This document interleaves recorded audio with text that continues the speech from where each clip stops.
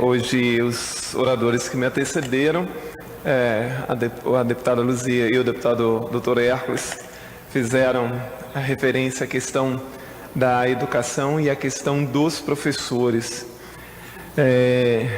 Eu, como todo mundo sabe, sou professor, estive em sala de aula por 30 anos, não estou nos últimos 3 anos por causa do mandato, estudei a minha vida inteira em escola pública, fui professor da rede estadual há muito tempo, da rede municipal de Vitória e da rede particular.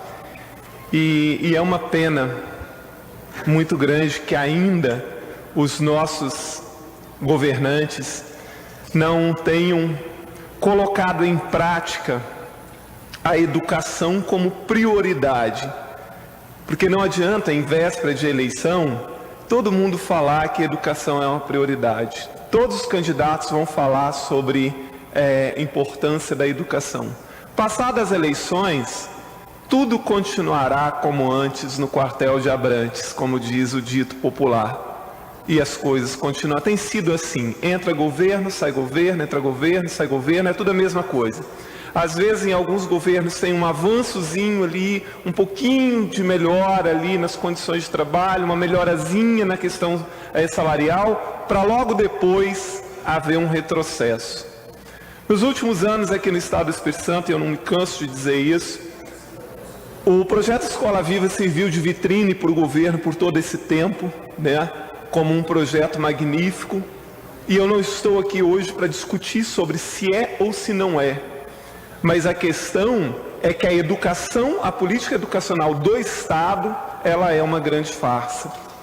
Eu visitei 255 escolas estaduais em 3 anos e meio, eu não falo porque todo mundo sabe, aí você pode falar generalidades. Eu falo da realidade de 255 escolas, que é mais da metade das escolas estaduais, são cerca de 490.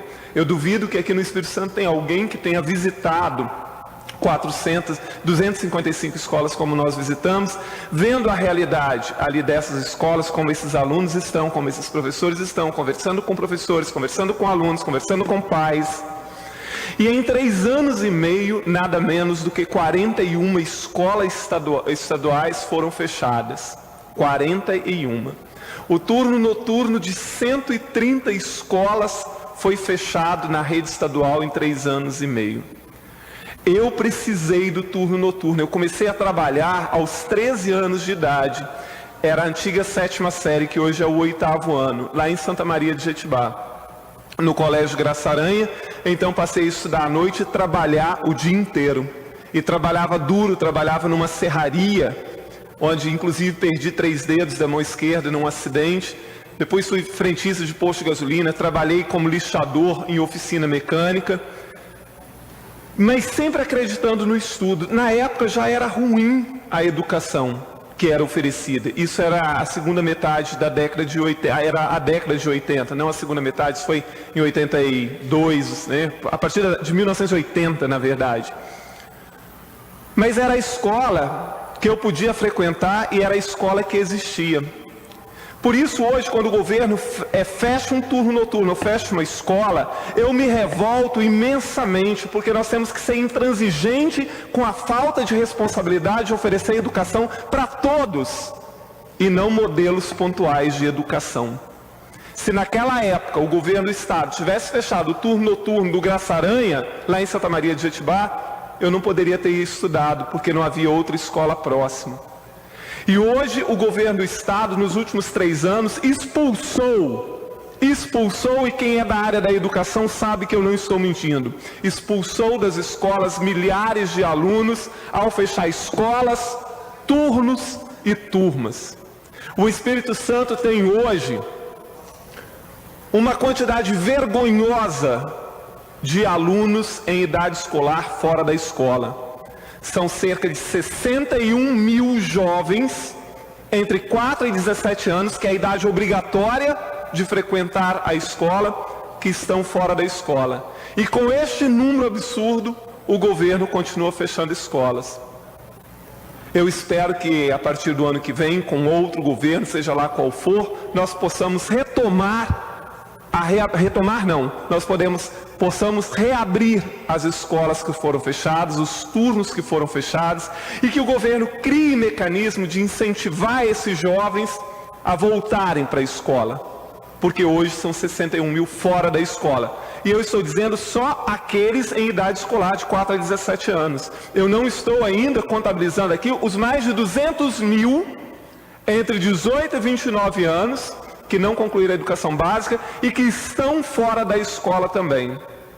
Só para fazer um link, o estado do Espírito Santo é o segundo estado da federação que mais mata jovens de 12 a 19 anos.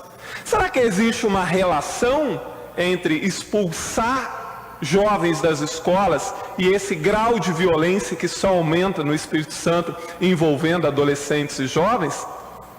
Até as pedras sabem que existe uma relação direta entre uma coisa e outra.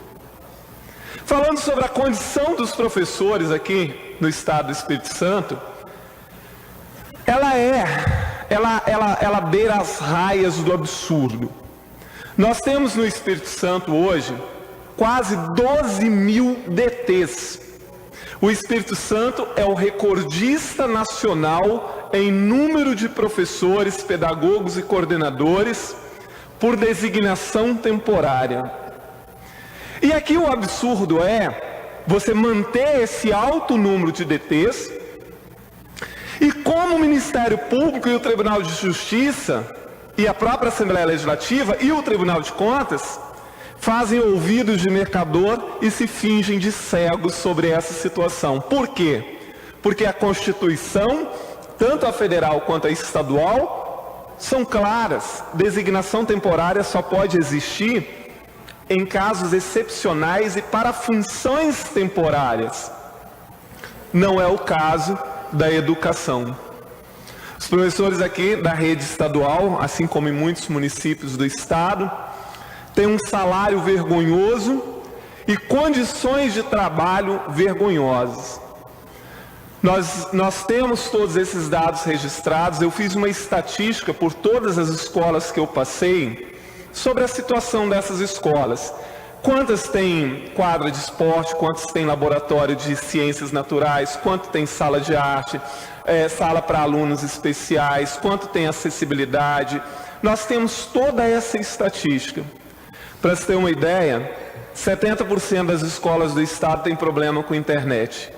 90% das escolas, e nós denunciamos isso no Ministério Público, não tem alvará de funcionamento.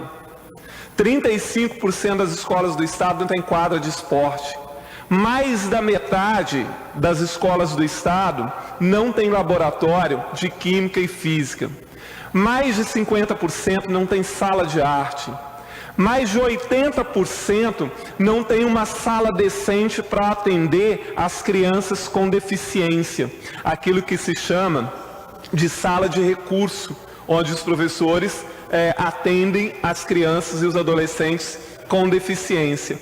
Normalmente essa sala de recurso é um bequinho. Assim, a diretora pega um pedacinho ali do corredor, faz uma parede de alvenaria, de madeira ali, com madeirite, não sei mais o que, e aquilo transforma-se na sala de recurso. Das 255 escolas que eu visitei, apenas em 2, a sala de recursos para atender as crianças e jovens com deficiência é uma sala igual à dos demais alunos. Todas as outras é um bequinho, é um cantinho da biblioteca, do corredor, um pedaço da sala da diretora, um pedaço da biblioteca que foi cercado ali e aquilo virou a sala de recursos.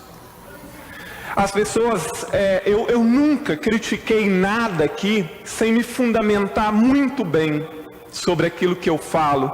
E eu critico sempre propondo. Por isso, desde 2015 que eu estou batendo nessa situação. A situação da política educacional do Estado do Espírito Santo é uma grande farsa.